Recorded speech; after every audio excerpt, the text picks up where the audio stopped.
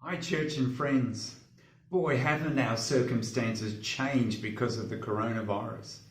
Some of us are now in self-isolation, a lot of staying home, more than they've ever done before.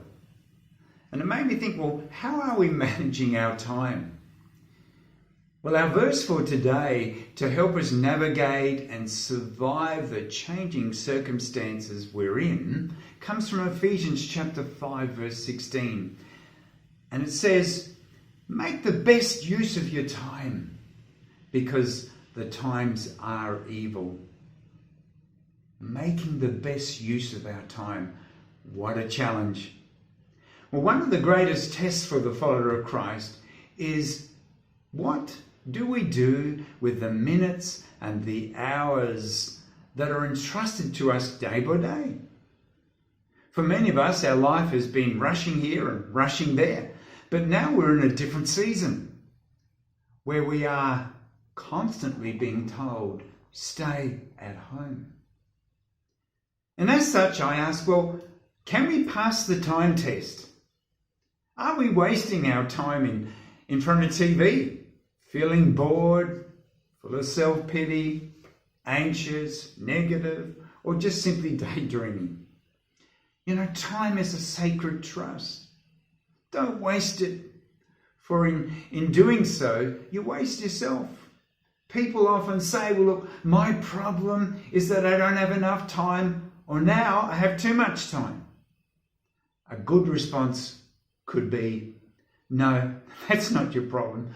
Your problem is that you don't use to the best advantage the time you already have. You know, when God created the material universe out of nothing, he created time as part of his perfect plan. So why is time so important? Well, among many of the responses we could give, one really stands out to me. Time is significant because it's completely irretrievable. It's irreversible. I'll say that again. Time is completely irretrievable. You know, while science fiction writers have offered a variety of clever plans and clever plots in which people can travel through time to change the past and the present or the future, we know that tampering with the past is impossible for us here on earth. Once a unit of time has been used, it can't be recaptured or reversed. So as followers of Christ, how should we be spending our time in this season? Well, I always like the story of David's life. And in one of his Psalms, actually it was Psalm 27 verse 4, he wrote, "One thing I ask of the Lord, this is what I seek, that I may dwell in the house or the presence of the Lord all the days of my life, to gaze upon the beauty of the Lord and to seek him in his temple." You know, it's interesting to observe that when we as Christians meet, and boy, we are missing that, but when we do, we talk about each other's Christian work, we talk about Christian interests, we talk about our Christian acquaintances, but rarely about our experience of God. Thus we make it plain that communion with and seeking God seems a small thing. Think about it.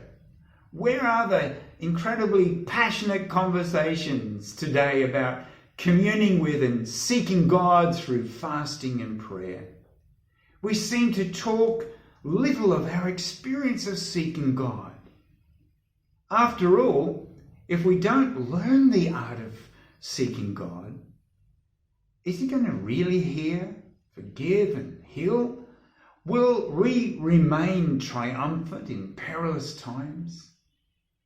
I think we'll continue to struggle with that sense of powerlessness and not see what God is truly capable of doing.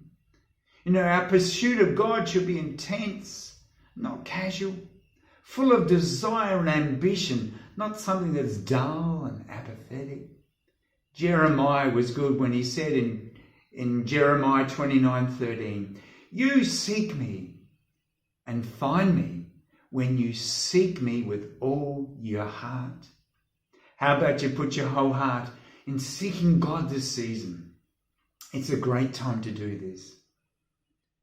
There are a few primary ways we can seek the face of God. Let me suggest some. Take time to be alone with God. Learn the art of listening to his voice. It's just wonderful. Become a worshipper.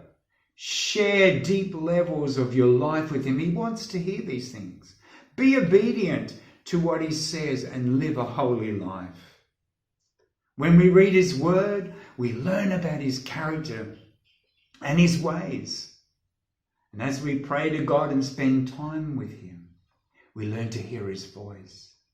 And when we worship him, he shows up as we welcome his presence.